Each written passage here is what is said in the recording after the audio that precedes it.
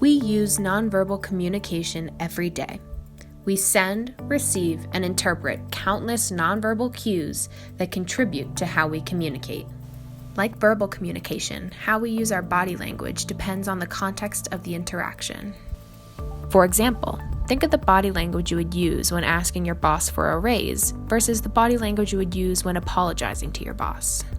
When asking for a raise, you want to appear capable and confident, so you may stand up straighter, project your voice, or wear fancy clothes. When apologizing, you want to appear remorseful, so you may wring your hands together, hunch your body so you appear smaller, or avoid eye contact. Along with situational context, social factors that shape society have a deep impact on how we use nonverbal communication. These social factors are the power dynamics that exist between less powerful and more powerful groups. Of course, multiple and overlapping power dynamics in society create a unique web of communication patterns. We are going to focus on the impact of gendered power dynamics, a term that describes the varying levels of access to power that are determined by socially constructed hierarchies of gender. These hierarchies consistently privilege masculinity and disadvantage femininity and androgyny. Gendered power dynamics influence how we use and understand nonverbal communication along the lines of gender. This explains the concept of gendered body language, or nonverbal communication that aligns with culturally relevant gender norms and roles. Let's examine a case that demonstrates the real-world effect of gendered body language. In 2017, a campaign was run throughout public transportation in Madrid, Spain, with the intention to stop manspreading.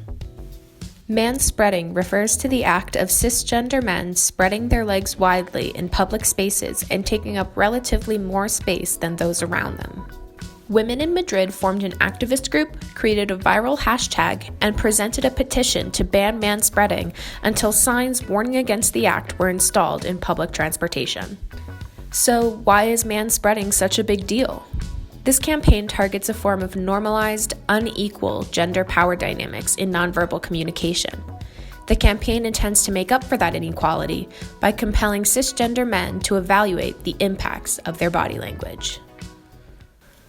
Of course, many of these men have no idea when they are manspreading or otherwise imposing on others with their masculine body language.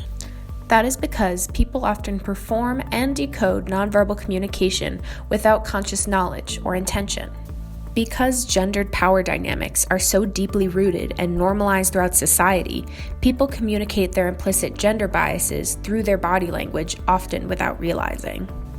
How can we begin to recognize these performances of gendered body language?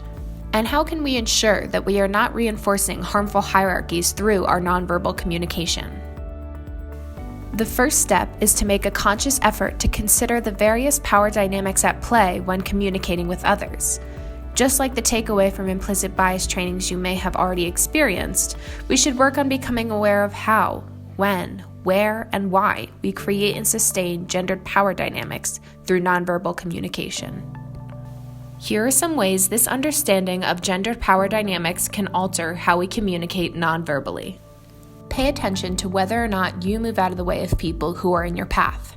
If you mostly wait for other people to move, you should intentionally try to move for others more often. If you notice someone is trying to gather other people's attention, you can help by setting a good example and giving them your attention while failing to engage with others who are not.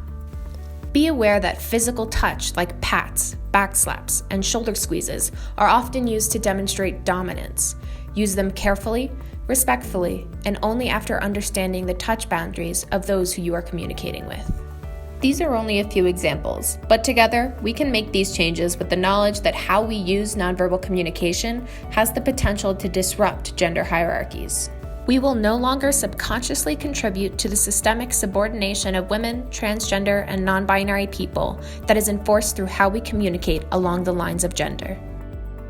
Instead, this knowledge and awareness allows for greater opportunity to empower, support, and effectively communicate with people of all genders.